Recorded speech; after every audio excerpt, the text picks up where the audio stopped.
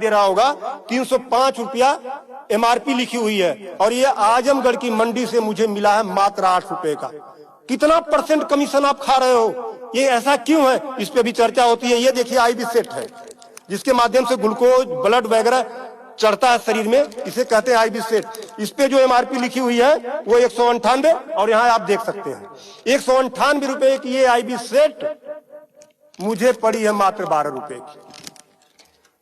फिक्स्टर we go set लगाने के बाद जो उस पर टेप लगाया जाता है, यह मुझे पड़ी है 6 से 7 रुपए की, और इस पे एमआरपी 71 रुपया 50 पैसा। यहां भी आप देख सकते हैं। मैं इसलिए आपके बीच आया हूं। इसी प्रकार से बहुत सारे हजारों 2-3 हजार दवाएं ऐसी हैं जो 100 रुपए की दवा है 3000 की बिकती है। बाइकिल धागा जब आपका ऑपरेशन होता है, जिससे आपका सिला जाता है, वह 150 रुपए का आता है, उसकी एमआरपी 1045 रुपया आप यहां देख सकते हैं। उसी प्रकार से लंग एक्सरसाइजर 150 रुपए का आता है, जिसका प्रिंट रेट है 690 रुपया। बुखार में जो पैरासीटामॉल की जो बोतल आती छोटी सी, वो 50 रुपए की आती है, और उसकी एमआरपी यहां आप देखें, एमआरपी 522 रुपया है। कमर की बेल्ट जो 100 रुपए की आती है, उसे 500, 600, 700 रुपया प्रिंट। और तो और जब किसी की हड्डी टूटती है तो जो राड पड़ता है, राड अधिकतम रेट राड का 500 से लेके 1500 रुपया तक, अलग अलग वैरायटी है, 500 से 15 तक, लेकिन आपको 5000 से 20,000 रुपया 25,000 रुपया चार्ज किया जाता है। आपके दिमाग में आ रहा होगा कि अरे भाई डॉक्टर लगा रहे हैं, तो उसको देखिए, डॉक्टर जब आप अस्पताल में भर्ती होते हैं तो बेड चार्ज अलग, नर्सिंग चार्ज अलग, जांच की फीसें अलग, वो सब चीजें करने के बाद 1500 रुपए की चीज खरीद कर आप 20-20 का बेच रहे हो।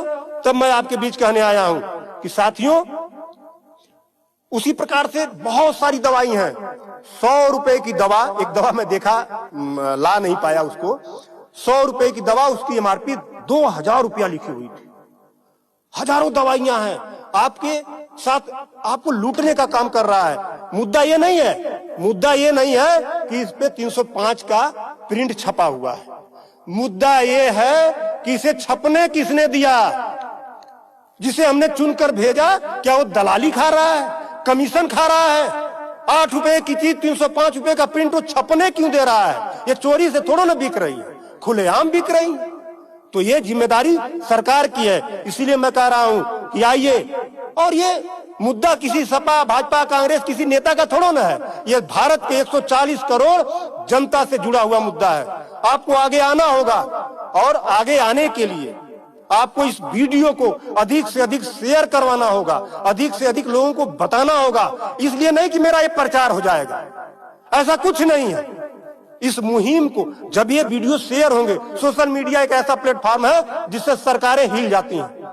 आज मैं इस चीज को लेकर आया हूं, ये जनता से जुड़ा हुआ मुद्दा है। जब आप मेरी इस बात को, जनता की इस आवाज को अपने इलेक्ट्रॉनिक गैजेट्स के माध्यम से आगे बढ़ाने का काम करेंगे, निश्चित रूप से सरकारें डरेंगी। और मैं तो कहता हूं, सरकारों को जनता से डरना चाहिए, जनता को सरकारों से नहीं डरना चाहिए। तब मैं आपके बीच कहने आया हूं कि आइए मेरे इस मुहिम को आगे बढ़ाएं। कि बात 305 रुपए की नहीं है, बात उस गरीब की है, उस रिक्शा चालक की है जो दिन भर में 450 से लेकर 500 तक की मजदूरी पाता है। अगर उसकी तबीयत खराब हुई, वो बेहोश हो गया, उसके घर वाले किसी उसको अस्पताल लेकर जाते हैं, तो 305 रुपया वो अस्पताल केवल वीगो का चार्ज कर लेगा, फिक्स्टर का 71 रुपया चार्ज कर लेगा, और आईबी सेट का चार्ज कर लेगा। ये सब मिला के 600-700 रुपया हो गया। यानी उसकी 1.5 दिन की दिहाड़ी में अभी तो ग्लूकोज लगा ही नहीं, दवा कोई उसने खाया ही नहीं, बेड का चार्ज हमने बताया नहीं, अस्पताल का चार्ज हमने बताया नहीं। 1.5 दिन की दिहाड़ी उसकी केवल इस 3 आइटम से चली गई। आगे की दवा कहां से आएगी? तब उसका बाप खेत बेचेगा, उसकी बीबी गहना बेचेगी। इस तरह का लूट खसोट। और मैं तो कहता हूं, शर्म करो ऐसा करने वाले लोगों। 8 रुपए की चीज 305 की बेचते हो। आज आपके अस्पताल में अगर जो दाई है उसका वेतन 7,000 है, यानी प्रत्येक दिन 210 रुपया। अगर उसकी तबीयत खराब हुई, वो आप ही के अस्पताल में भर्ती होती है, तो उसकी 3 दिन की दिहाड़ी केवल इन 3 चीजों की लग जाती है। कुछ तो शर्म करो, कुछ तो सोचो। स्वास्थ्य, शिक्षा, सेवा का क्षेत्र है, लेकिन आपने इसे लूट का अड्डा बना दिया है। सरकारों के मिली भगत से ऐसा हो रहा है। तो मेरा निवेदन है आप लोगों से कि इस वीडियो को अधिक से अधिक शेयर करें ताकि